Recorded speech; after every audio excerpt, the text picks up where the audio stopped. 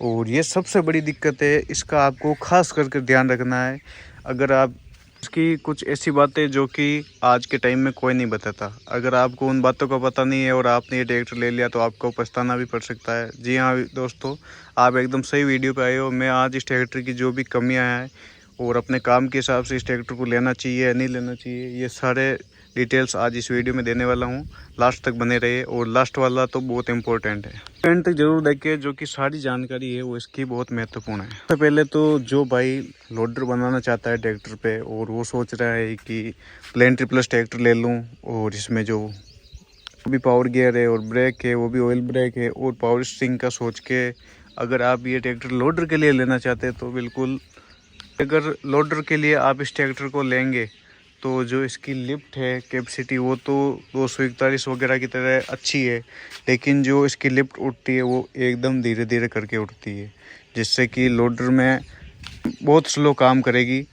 जो कि मुझे तो प्लेन ट्रिपल्स में ही लोडर लगवाना है, तो आपको जो जहाँ से आप लोडर बनवा रहे हो वहाँ से ही आपको जो इसके पीछे लोडर के पीछे जहाँ यहाँ टंकी लगती है, जो कि उसका लगभग 40 से 50 हज़ार रुपये एक्स्ट्रा चार्ज होता है, वो लगवानी पड़ेगी, जिससे कि उसका ऑयल अलग हो जाएगा और उसका जो ये इस ट्रैक्टर से कोई कनेक्शन नहीं होगा, तो वो लिफ्ट अच्छे तरीके से काम करेगी। बाकी अगर आप ये सोच के ट्रैक्टर ले रहे हो कि मैं सिर्फ लोडर लगाऊंगा और टंकी मुझे लगानी नहीं है और इस ट्रैक्टर के बेस पे मुझे ये काम करना है, तो ये बिल्कुल मत लेना, आप पछताओगे। आपको अपने फैसले पे दोबारा विचार करने की ज़रूरत है। और कई भाई साहब ये भी पूछ रहे थे कि जो आपका सिंपल वाला 245 है, क्या उससे इसकी लिफ्ट तेज़ उठती है या फिर उसकी तेज़ उठती है या दोनों की सेम है? तो भाई साहब मैं ये बात भी क्लियर कर देना चाहता हूँ कि दोनों की लिफ्ट में है, वो कैपेसिटी में भी कुछ भी फ़र्क नहीं है, और जो लिफ्ट उठती है वो भी दोनों की धीरे धीरे सेम ही पोजीशन में उठती है। दूसरी बात, जो कि कंपनी ने ये मडगार्ड इसके दे रखे हैं, वो मैं आपको दिखाता हूँ पीछे से, जो कि आप देखिए नॉर्मल मडगार्ड से लगभग इतने बड़े हैं, लगभग 5 से 6 इंच शायद बड़े हो सकते हैं, जो कि ये ओवरऑल ट्रैक्टर का लुक है वो एकदम ख़राब कर देता है। जो मडगार्ड है ये 16/9/28 के टायरों के लिए एकदम सबसे बेस्ट है, लेकिन इस ट्रैक्टर में फ़िलहाल के टाइम पे 14/9/28 के टायर कंपनी दे रही है। उसके हिसाब से ये जो मडगार्ड है वो बहुत ही बड़ी साइज़ के लगते हैं, ओवर साइज़ है, जिससे कि ट्रैक्टर का लुक भी ख़राब होता है।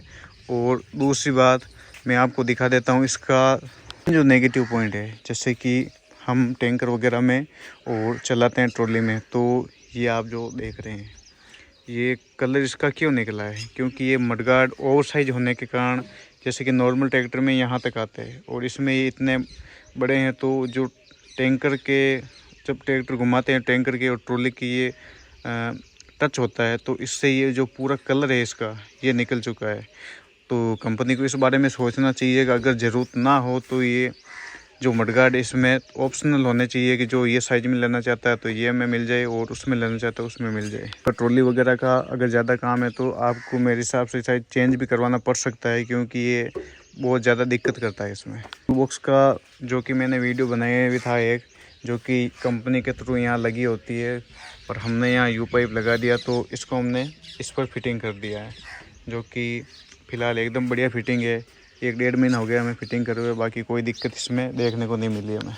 ये सबसे बड़ी बात, इन्हीं छोटी छोटी कमियों के कारण जो ये मेसी है ये बदनाम है, जैसे कि छोटी छोटी कमी आपने ट्रैक्टर में ये बदलाव नहीं कर पाता। जो आप इसकी रेस देख रहे हो, जैसे कि हमारे पास 254 भी है हमारे ग्रुप में, तो सेम उसकी भी रेस दे रखी है, लेकिन वो उसके टायर थोड़े से बाहर है या फिर रेस थोड़ी सी अंदर है, तो ये जो कीचड़ आता है वो डायरेक्ट इस पर नहीं आता। बाकी ये जो ट्रैक्टर चलता है तो ये सीधा कीचड़, आदमी अगर नहा धो के बैठा है तो उसके पैर है जो कीचड़ से पूरे यहाँ तक ये पूरा कीचड़ इसमें फैल जाता है। जो कि इसकी फिटिंग अंदर की साइड होती है तो ये और भी बेस्ट रहता। चीज़ मैं जो आपको बताने जा रहा हूँ, जो कि अगर आपके आसपास भी प्लेन ट्रिपल्स हो तो आप ये चीज़, तो ये सारी चीज़ें आप प्रैक्टिकल करके देख सकते हैं जो कि मैंने बातें बताई हैं। चौथी चीज़ ये है कि जो इसकी चोक आती है, जो कि कंपनी के थ्रू यहाँ पे लगी होती है।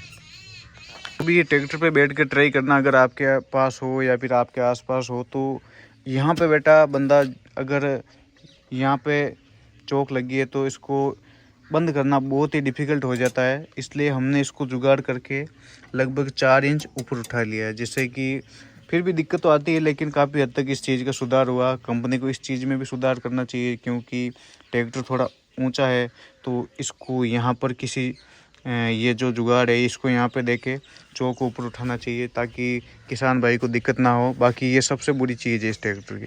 ये भी मैंने एक वीडियो में बताया था कि लोडर के लिए सबसे बेस्ट ट्रैक्टर 241 या जो डायनाट्रिक मॉडल आते हैं 4x4 हो गए, 254 हो गया, वो आते हैं। क्योंकि जो उसमें मेन चीज़ ये है कि लोडर के लिए जो सुपर सेडल गियर आता है, जो कि इसमें हमें देखने को नहीं मिलता है। सुपर सेडल गियर से आपका फ़ायदा है, जैसे कि लोडर चला रहे हो तो उसको जैसे पीछे किया ब्रेक और आगे किया, आगे चलने लग जाता है।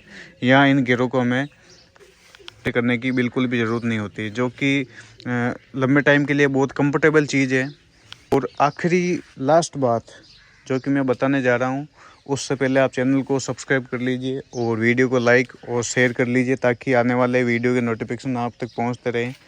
और लास्ट जो चीज़ है उसका अगर ध्यान हम नहीं रखेंगे तो हमारा बहुत बड़ा नुकसान हो सकता है, क्योंकि जो इस ट्रैक्टर में जो ब्रेक आते हैं, जो कि ऑयल ब्रेक आते हैं और जो कि इस पिछले हिस्से से ही कनेक्टेड है।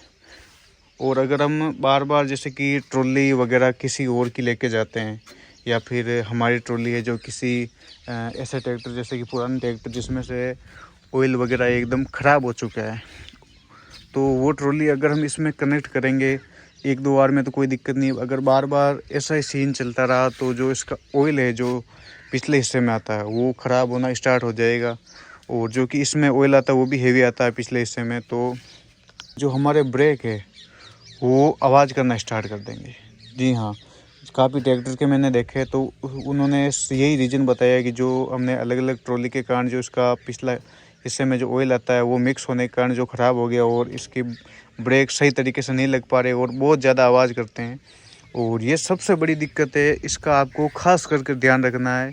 अगर आप इस ट्रैक्टर में जैसे कि सिंपल वाले में तो कोई दिक्कत होती नहीं, उसमें तो नॉर्मल ब्रेक आते हैं, लेकिन इस वाले में आपको खास करके इस बात का ध्यान रखना होगा। अगर आप नहीं रखेंगे तो आपका बहुत बड़ा नुकसान हो सकता है, क्योंकि आपको ऑयल भी चेंज कराना पड़ सकता है और भी ब्रेक में दिक्कत आ सकती है। तो इस चीज़ का खास करके आप ध्यान रखें। और एक ये चीज़ मैं आपको आवाज़ सुनाता हूँ, सुनना।